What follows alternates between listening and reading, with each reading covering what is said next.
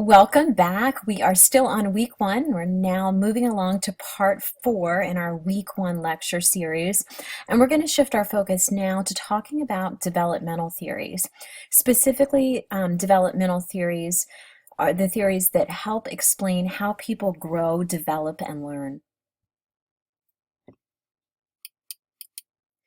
And the important developmental theories that we're going to review today include Vygotsky's theory of proximal development, extremely important. You want to put a circle or a star around this one because you're going to see a quiz question in which the answer is the theory of proximal development. We're also going to discuss Piaget's theory of cognitive development, Freud's theory of psychosexual development, Ericksonian's theory of psychosocial development, Kohlberg's theory of moral development, social learning theory by Dr. Bandura, as well as attachment theory by Bowlby. So Len Vygotsky, who lived between the years of 1896 and 1934, believed that children are born with innate abilities and potential abilities. And Vygotsky essentially coined the term the zone of proximal development. And that's essentially stating rather, that parents and peers help children meet their potential by scaffolding, by being right there next to the child, helping them acquire the skills that they need to learn a particular task or process.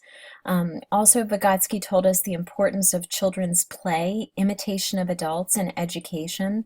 And he believed that high achievement was attained by targeting the high end of the zone of proximal development. And Jean Piaget, another one of the great founders of the developmental theories that we're going to talk about in our course, lived between the years of 1896 to 1980. He is most noted for creating the theory of cognitive development. Piaget studied his own children to comprise most of his theory, his work, and he noticed that children seem to have different intellectual abilities at different ages. And these important Piagetian concepts that we're going to discuss is that children essentially learn in predictable stages. We're going to start off by talking about some definitions before we move on to those actual stages. And assimilation is the development by children of internalized schema through the exploration of the world, which largely takes place through the senses, whether that be through hearing, taste, touch, smell. Another important Piagetian concept is accommodation. And accommodation is the changing of internal schema or internal ideas in order to make sense of the world. And Piaget gave us, his theory gave us 4 different stages of cognitive development. That first stage is known as sensio-motor development, and that takes place between the ages of birth to 2 years. You're going to see a quiz question that asks you to identify this first stage, so you definitely want to remember it. And in sensory motor development, children learn that he or she is separate from the environment.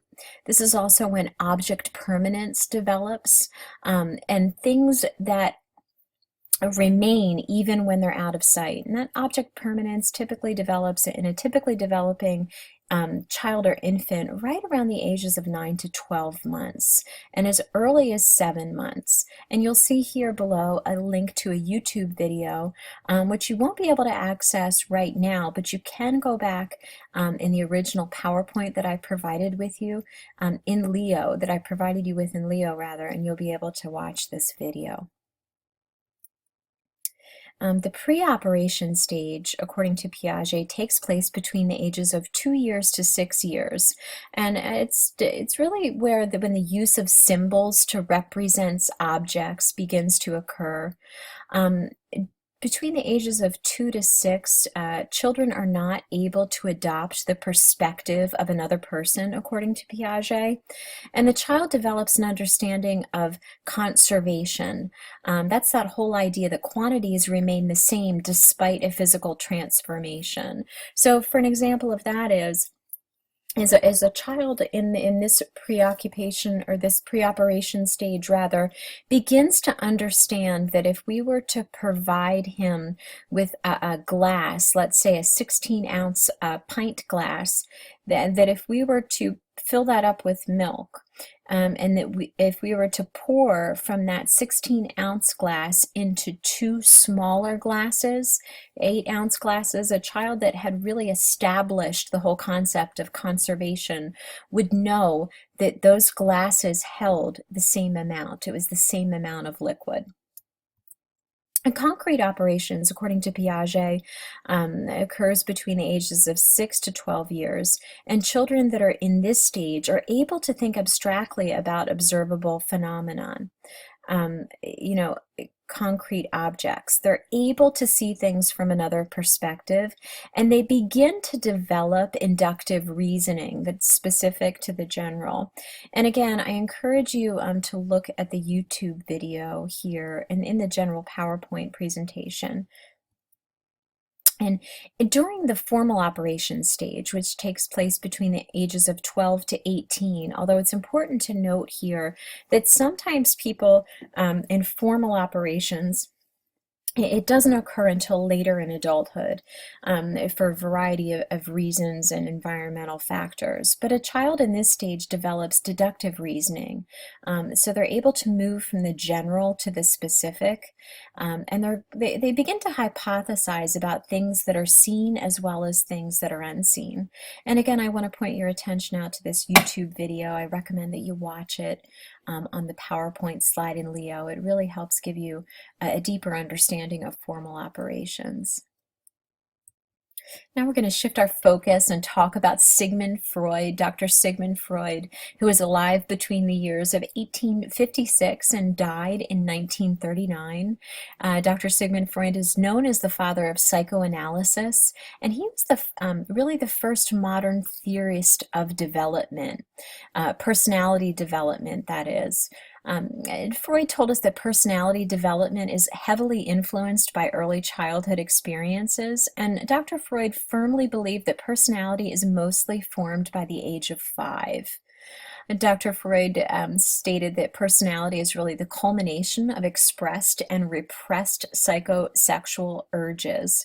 So Dr. Freud essentially believed that even at very young ages, that children were really driven by sensual or sexual forces, that even though they didn't understand, they still were playing a large part in that child's life. So there are many developmental theorists that question Dr. Freud's work, but then there are still developmental theorists that really believe strongly in it. So I encourage you to really explore his work more deeply if it interests you, and come up with your own educated conclusion about it. When we talk about the theory of psychosexual development, Dr. Freud believes and tells us that there are 3 elements to the personality. That is the ego, the id, and the superego. And when I am teaching about the whole concept of ego, id, and superego, I encourage you to visualize or imagine that there was a person in front of you. And let's say that the person in front of you was standing there and had an angel on their right shoulder, and let's say a devil on their left shoulder, and was sort of turning back and forth, trying to figure out who they should listen to, right? So you maybe have that devil on the left shoulder whispering to a person to take certain actions, while the angel was whispering whispering in the other ear, encouraging the person to take action. And that person's head that's turning back and forth, I encourage you to think of that as the ego, representative of the ego. And when you think about the id, I encourage you to associate that with maybe the devil that's sitting on that person's left shoulder, urging that person to do things that make them feel good, but might not be in that person's best interest or in the best interest of others. And I want you to think of the angel that's sitting perhaps on the right shoulder of the person as an angel. So that superego is really the voice of an internalized parent that is really encouraging someone to do best, what is considered the most moral type of behavior. So that could be a way to sort of conceptualize or think about the different elements of the personality as defined by Sigmund Freud.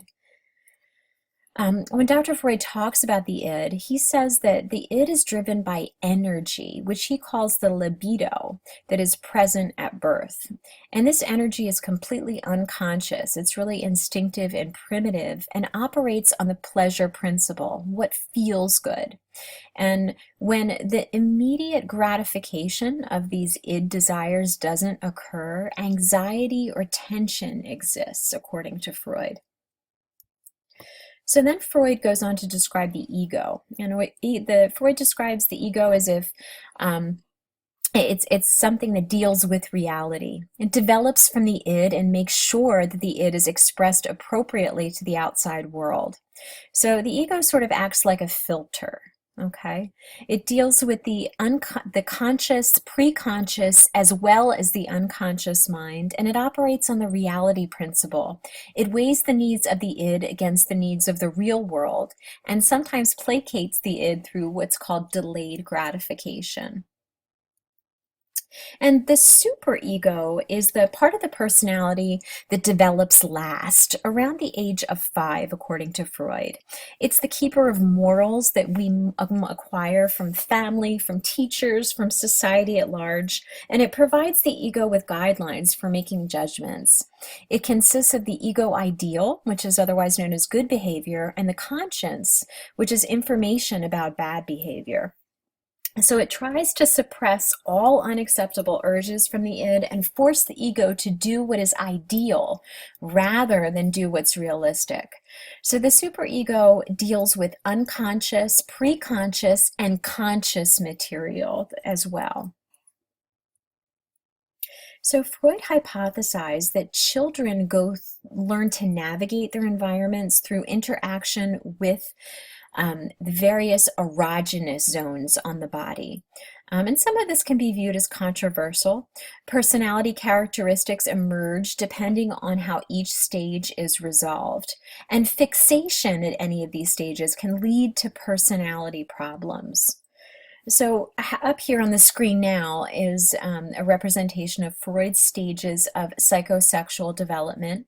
So as you can see here, from around the age of birth through 1, Freud hypothesizes that children are in the oral stage, and it's characterized by gaining pleasure from eating and vocalizing.